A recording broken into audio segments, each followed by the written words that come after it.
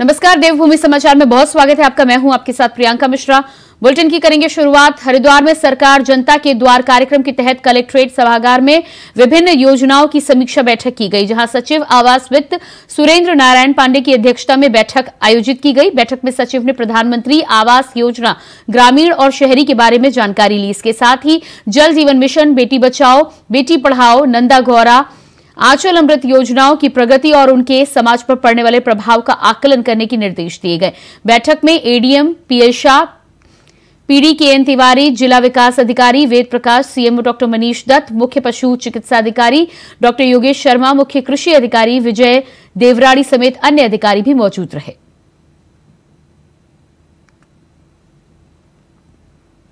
माननीय मुख्यमंत्री जी द्वारा अपेक्षा की गई है सभी शासन के अधिकारियों से कि जनपदों में जा कर के विभिन्न विभाग की जो योजनाएं हैं और जिन विभाग के वो विभागीय सचिव हैं वो ये देखें और कि किस प्रकार से सरकार की योजनाएं धरातल पर कार्य कर रही हैं, और सरकार के साथ साथ जो गैर सरकारी लोग हैं जो कि बहुत अधिक संख्या में हैं, वो जो विभिन्न क्षेत्रों में कार्य कर रहे हैं, तो दोनों मिलकर के किस प्रकार से जनता को और बेहतर ढंग से सरकार की योजनाओं को, चाहे वो राज्य सरकार की हो या भारत सरकार की हो, उसका अधिकतम लाभ प्रदान कर सकते हैं। और जो माननीय मुख्यमंत्री जी की उद्देश्य है कि सरलीकरण, समाधान, निस्तारण और संतुष्टिकरण, इस पर पूरा विभाग कार्य करे और सरकार के जो अधिकारी हैं, कर्मचारी हैं, वो जनता के लिए कार्य करने के लिए हैं और उनकी तत्परता कार्य करे और जो है जनता को अधिक से अधिक लाभ मिले।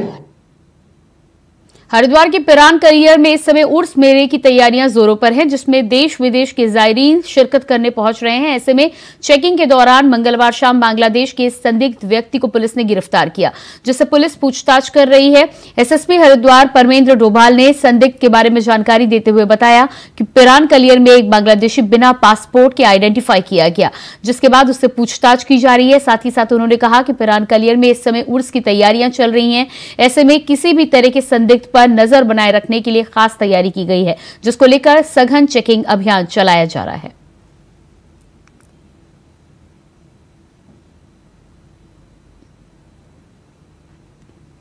बुधवार को हरिद्वार एसएसपी परमेंद्र डोभाल ने यातायात व्यवस्था का निरीक्षण किया। साथ ही उन्होंने ट्रैफिक कंट्रोल रूम की व्यवस्थाओं का भी जायजा लिया। एसएसपी हरिद्वार ने यातायात पुलिस लाइन का निरीक्षण करते हुए वहां की व्यवस्थाओं का जायजा लिया। इसके अलावा कप्तान ने सप्तऋषि, चंद्राचार्य चौक और अन्य जगहों पर भी यातायात की व्यवस्थाओं का जायजा लेते हुए अधिकारियों को जरूरी दिशा निर्देश दिए। इसके अलावा सीसीटीवी कैमरों को दुरुस्त करने के साथ ही कैमरों की संख्या बढ़ाने पर भी जोर दिया गया। आज पूरा हमारा ट्रैफिक पुलिस लाइन के साथ साथ जो हमारे जो मेन पॉइंट्स हैं, जहां पर जो ट्रैफिक का दबाव लगातार बना रहता है, उन बिंदुओं को हम लोगों के द्वारा एक बार स्थलीय निरीक्षण किया जा रहा है। उसमें जो आने वाले समय में जो यात्रा सीज़न जब चलेगा या फिर उससे पहले हमारा जो भी त्यौहार सीजन के टाइम में, उन बिंदुओं पे हम लोग लगातार अपनी और फोर्स को बढ़ा के किस तरीके से व्यवस्था को आगे अच्छे तरीके से कर सकते हैं, उसका हम लोग स्थलीय निरीक्षण करके आगे की कार्रवाई को तय करेंगे। दिल्ली में संपन्न हुए 2 दिवसीय आरोग्य मंथन कार्यक्रम में उत्तराखंड को आयुष्मान उत्कृष्ट अवार्ड 2023 के 2 पुरस्कारों से नवाजा गया है। केंद्रीय स्वास्थ्य मंत्री डॉक्टर मनसुख मंडाविया ने राज्य के स्वास्थ्य सचिव डॉक्टर आर राजेश कुमार को आयुष्मान उत्कृष्ट अवार्ड 2023 से सम्मानित किया। आपको बता दें कि उत्तराखंड में आयुष्मान योजना कार्ड धारकों को 5 लाख तक का मुफ्त इलाज देने के लिए 248 अस्पतालों को सूचीबद्ध किया गया है, जिसमें 102 सरकारी जबकि 146 निजी अस्पताल शामिल हैं। राष्ट्रीय स्वास्थ्य प्राधिकरण के क्लेम भुगतान करने के लिए 15 दिनों के मानक को निर्धारित किया गया है, जिसके सापेक्ष उत्तराखंड में 7 दिनों के भीतर इलाज कर रहे अस्पताल को क्लेम का भुगतान किया जा रहा है, जिसका क्लेम ऑडिट भी समय पर किया जाता है। तो देहरादून में लगातार उत्तराखंड को उत्कृष्ट सेवाओं के लिए स्वास्थ्य मंत्री ने पुरस्कृत किया है। बताया जा रहा है कि आयुष्मान कार्ड के तहत तमाम जनता को सुविधाओं को देने में उत्तराखंड अग्रणी रहा है। जिन तमाम योजनाओं के लिए सरकार 15 दिनों के भीतर भुगतान करती है, उत्तराखंड में उन्हीं कार्यों को 7 दिनों के अंदर भुगतान करके जनता को राहत और सुविधाएं दी जा रही हैं।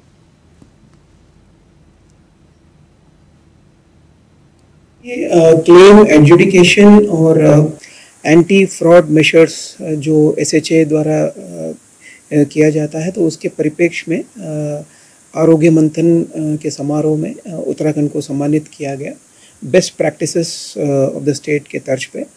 और उत्तराखंड में ये रिकॉर्ड रहा है कि जो हॉस्पिटल के क्लेम्स आते हैं 7 दिन के अंदर अंदर हम लोग उसका निस्तारण हम लोग कर देते हैं, और इसी की वजह से जो है टाइमली पेमेंट भी होता है हॉस्पिटल्स को, और ज़्यादा से ज़्यादा हॉस्पिटल्स भी हमारे साथ इसी वजह से जुड़ रहे हैं, क्योंकि ये पूरा एक प्रोसेस जो है हर तरह से पारदर्शी भी है। और एंटी फ्रॉड मेजर्स के तौर पे हमने डेली क्विक ऑडिट सिस्टम अपनाया है, जिसमें जो इम्प्लीमेंटेशन सपोर्ट एजेंसी जो क्लेम्स चेक करता है उनके द्वारा जो क्लेम प्रोसेसिंग है उसको हम लोग जो है DQAS के माध्यम से चेक करते हैं, और 2-3 घंटों में इसका जो है जल्दी हम लोग निस्तारण कर देते हैं, और ये डेली बेसिस पे होता है। तो इन दोनों चीज़ों के को लेकर भारत सरकार द्वारा उत्तराखंड राज्य को उत्तराखंड सरकार आगामी दिसंबर महीने में प्रदेश में इन्वेस्टर समिट आयोजित करने जा रही है। सरकार का दावा है कि इस इन्वेस्टर समिट के जरिए उद्योगपति प्रदेश में 2.5 लाख करोड़ रुपए इन्वेस्ट करेंगे। इसको लेकर सरकार पूरी तरह से तैयारी में जुटी हुई है। मुख्यमंत्री पुष्कर सिंह धामी इन दिनों लंदन के दौरे पर भी हैं। उत्तराखंड के पूर्व मुख्यमंत्री हरीश रावत ने इन्वेस्टर समिट को लेकर सरकार पर तंज कसा है। उन्होंने कहा है कि पूर्व मुख्यमंत्री त्रिवेंद्र सिंह रावत के कार्यकाल के दौरान भी इन्वेस्टर समिट आयोजित किया गया था। हे प्रभु, हमको हमारी जमीन दे दो, आसमान लेकर क्या करेंगे।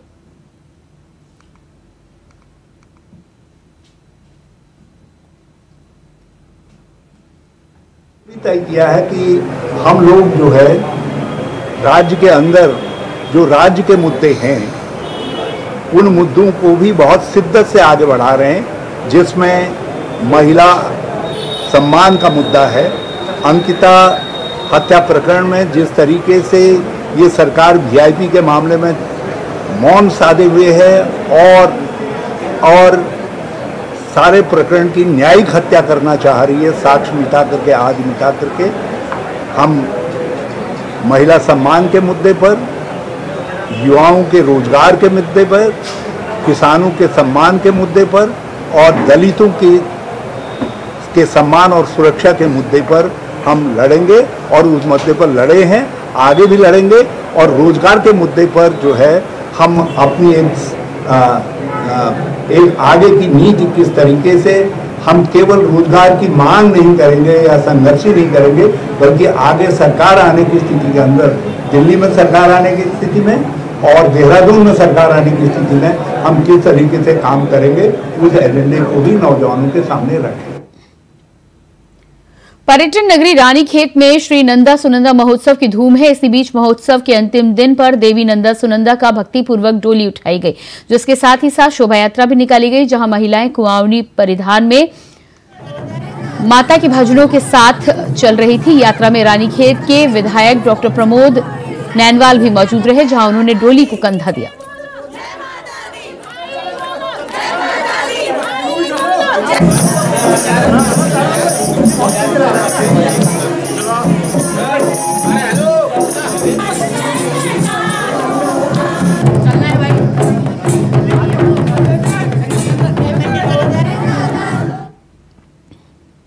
लंदन दौरे पर मुख्यमंत्री पुष्कर सिंह धामी को बड़ी सफलता हाथ लगी है। बता दें कि लंदन में हुई बैठक के दौरान 3000 करोड़ का MOU साइन किया गया है, जिसमें पहले दिन फ्रांसीसी कंपनी पोमा ने रोपवे केबल कार का 2000 करोड़ का MOU साइन किया, तो वहीं दूसरे दिन उषा ब्रोको लिमिटेड के साथ 1000 करोड़ का MOU साइन किया गया है। भाजपा प्रदेश प्रवक्ता विपिन कैंथोला ने बताया कि उत्तराखंड के विकास के लिए सरकार पूरी तरह से प्रयासरत है। आने वाले दिसंबर माह में ग्लोबल इन्वेस्टर समिट का आयोजन किया जा रहा है, जिसमें उद्योगपति अपना सहयोग देने के साथ ही साथ उत्तराखंड वासियों को इसका बड़ा फायदा भी मिलेगा।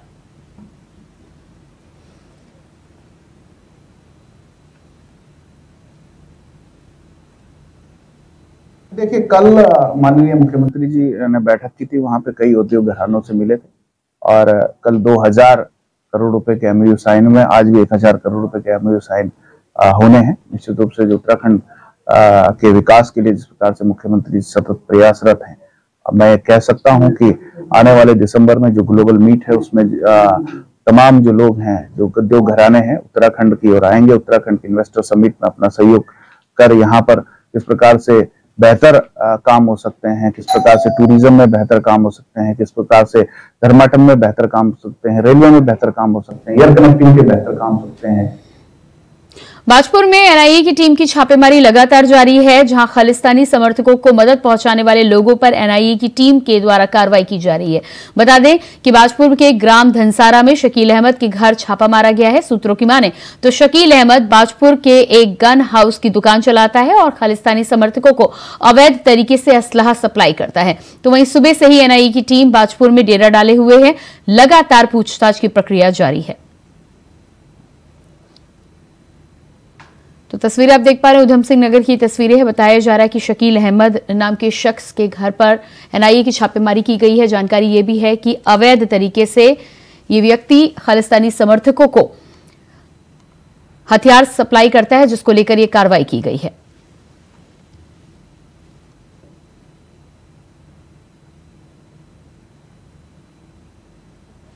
आगामी लोकसभा चुनावों के मद्देनजर कांग्रेस ने सोशल मीडिया को लेकर तैयारियां तेज कर दी हैं। प्रदेश उपाध्यक्ष संगठन मथुरा दत्त जोशी ने बताया कि जिला और ब्लॉक स्तर पर वॉर रूम स्थापित किए जाएंगे, जो कि देहरादून स्थित मुख्य वॉर रूम की पल पल की अपडेट देंगे। इस पूरे प्रकरण पर भाजपा ने चुटकी ली है। भाजपा प्रदेश प्रवक्ता विनोद सुथौल ने कहा है कि कांग्रेस जो वॉर रूम बनाने जा रहे हैं उसमें अपना झोला छाप डॉक्टरों की तैनाती भी करे, साथ ही फर्स्ट एड बॉक्स भी रखे, ताकि कांग्रेस नेताओं की जो आगामी चुनाव में गुत्थम गुत्था और नूरा कुश्ती होनी है उसके लिए भी महत्वपूर्ण हो सकेगा।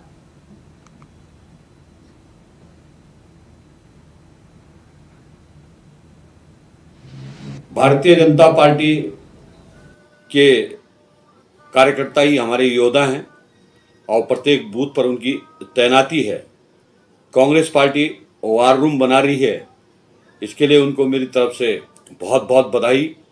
और निश्चित रूप से अब जो सिर्फ डबल होगा और जो गुत्थम गुत्था होगी उस वार रूम के अंदर ही होगी, और आवश्यक रूप से उस वार रूम के अंदर वो जो उसमें फर्स्ट एड की व्यवस्था होती है, ये उनके कोई झोला छाप डॉक्टर जो उनके पास उपलब्ध हैं उनको भी रखें, ताकि जैसे उनके नेता आपस में नूरा कुश्ती जो करते हैं, वो कुश्ती में अगर कोई घायल हो जाए उस वार रूम के अंदर तो किसी भी प्रकार की उनको कठिनाई न हो। उन्होंने अच्छा निर्णय लिया है।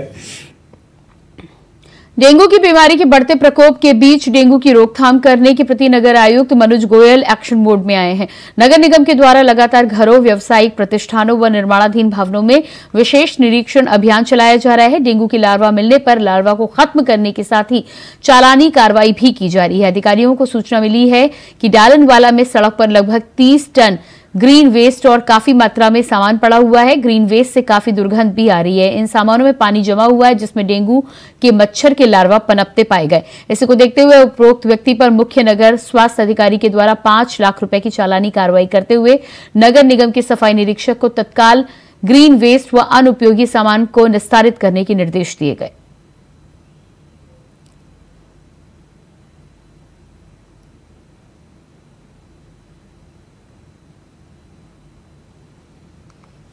देहरादून जिलाधिकारी के निर्देशों के बाद डोईवाला तहसील प्रशासन अवैध खनन व भू माफियाओं को लेकर सख्त हो चला है। उप जिलाधिकारी के निर्देशों पर तहसील प्रशासन की टीम अवैध प्लॉटिंग व सरकारी भूमि पर कब्जा करने वाले कब्जाधारियों पर कार्रवाई करने में जुटी हुई है। तो वहीं दूसरी ओर तहसील प्रशासन की टीम के द्वारा अवैध खनन कारोबारियों पर भी नकेल कसी जा रही है। 2 दिन पूर्व डोईवाला के धानियावाला में अवैध तरीके से की गई प्लॉटिंग को ध्वस्त कराया गया। बुधवार सुबह तहसील प्रशासन की टीम के द्वारा दुधौली क्षेत्र की सुधवा नदी में अवैध खनन कार्य में जुटी ट्रैक्टर ट्रॉलियों को पकड़कर सीज किया गया। इसके अलावा भी तहसील प्रशासन के द्वारा लगातार अवैध खनन पर रोक लगाने के लिए कार्रवाई की जा रही है।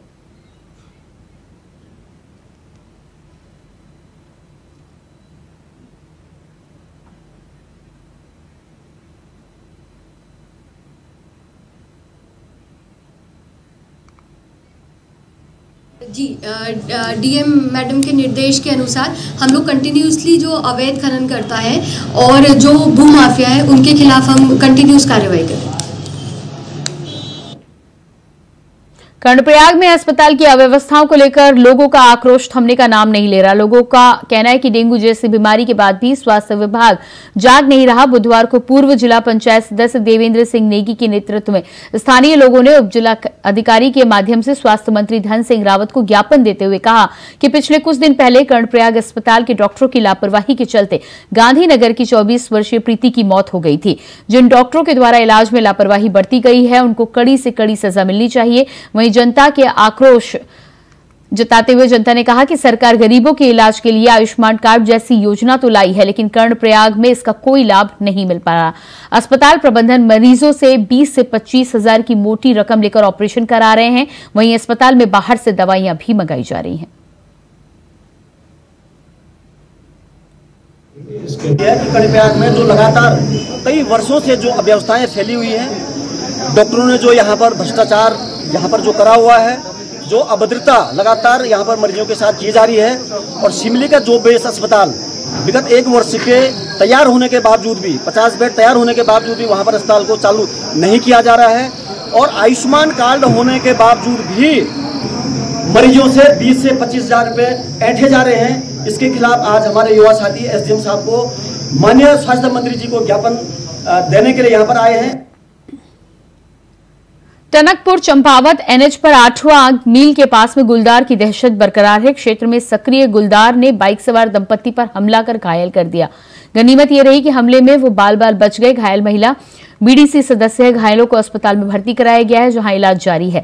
जिला पंचायत उपाध्यक्ष एलएम कुंवर ने बताया है कि पीछे से वाहन आए, जिस कारण गुलदार भाग गया। दोनों की जान बच गई, वरना गंभीर हादसा हो सकता था। आपको बता दें कि राहगीरों ने प्रशासन व वन विभाग से गुलदार को पकड़ने की मांग की है। डीएम चंपावत नवनीत पांडे ने कहा है कि गुलदार को पकड़ने के लिए वन विभाग को निर्देशित किया गया है।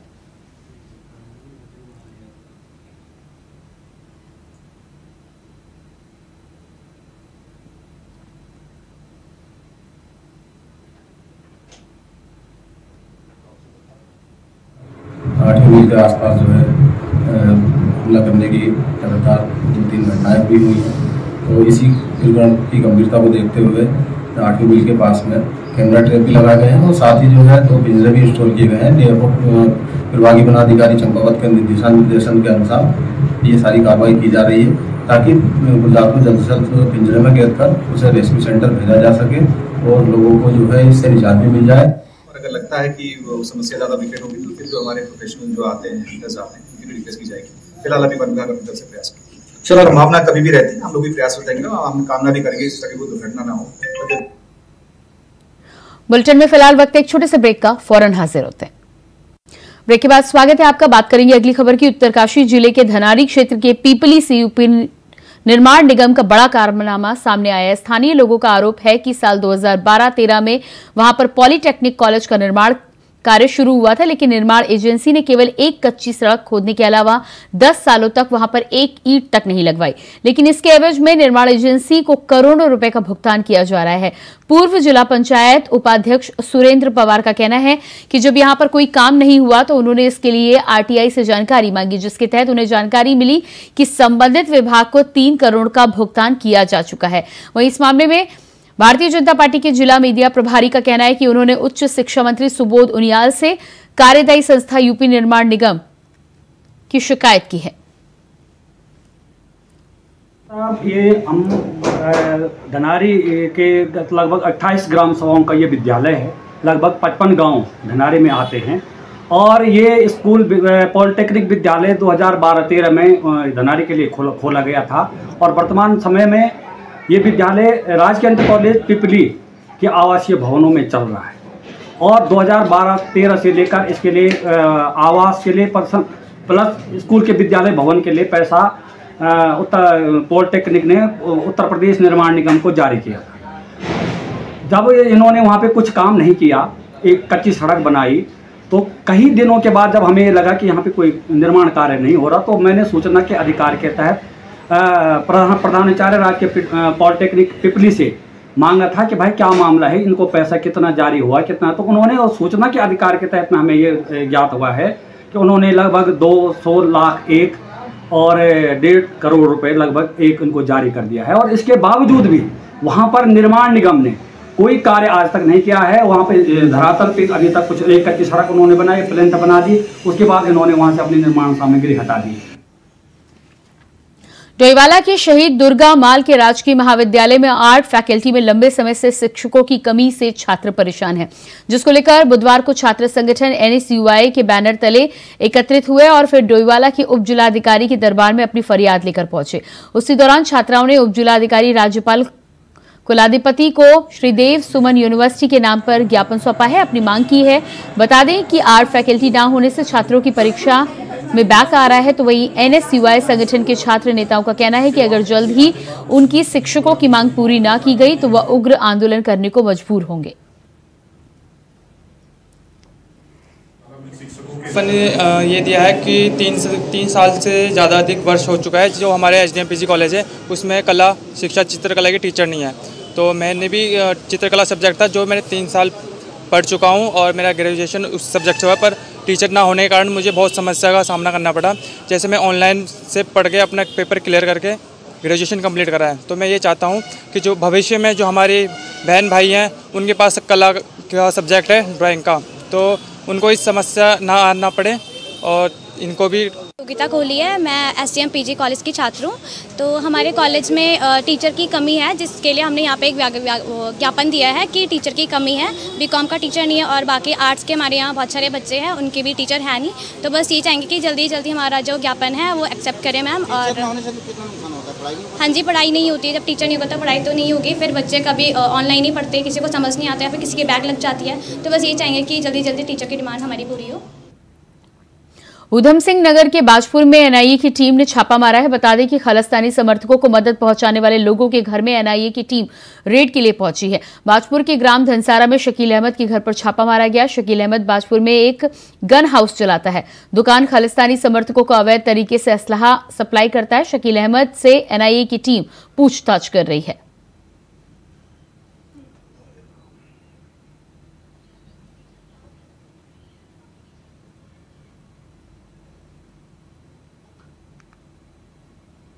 पर्यटन नगरी रानीखेत में स्वच्छता दिवस पर SSB के जवानों में नगर स्वच्छता को लेकर रैली निकाली। बता दें कि जिसमें SSB के अधिकारी सहित कई जवान शामिल रहे। साथ ही छावनी परिषद के कर्मचारियों के साथ ही साथ CEO कुणाल रोहिला ने रानी झील पर सफाई अभियान चलाया। इस दौरान सभी ने इस अभियान में बढ़ चढ़कर हिस्सा लिया।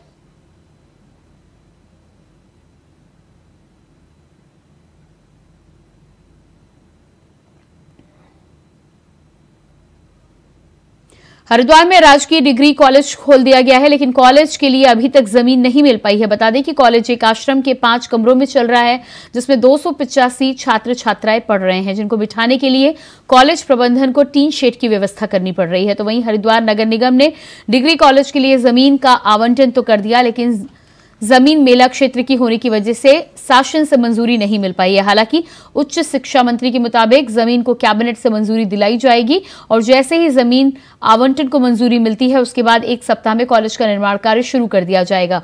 बताया जा रहा है कि पिछले 2 सालों से डिग्री कॉलेज को जमीन देने की कवायद चल रही है, लेकिन अधिकारियों की हीला हवाली के चलते छात्र छात्राओं की पढ़ाई ताक पर है।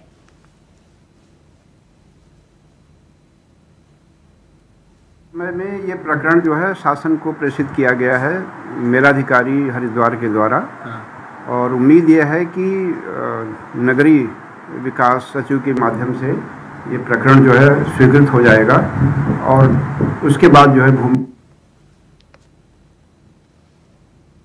महाविद्यालय की भूमि जैसे मिलेगी हम उसी 1 हफ्ते बाद वहाँ का काम शुरू कर देंगे। और मैंने माननीय जिलाधिकारी से भी कहा है कि जल्दी हमको ज़मीन मिल जाए, क्योंकि बहुत बच्चे हो गए हमको हरिद्वार में। देखिए ऐसा है कि ज़मीन तो जिला प्रशासन को देना है, और चूँकि यहाँ पे ज़्यादातर भूमि जो है मेला क्षेत्र की है, तो हो सकता है कि कैबिनेट तक जाना पड़े उसमें। तो जैसे मिलेगी हम पैसे भी दे रखे, हमने काम शुरू होगा। और इसी के साथ देवभूमि समाचार में इतना ही। खबरों के लिए बनी रही इंडिया वॉइस के साथ। नमस्कार।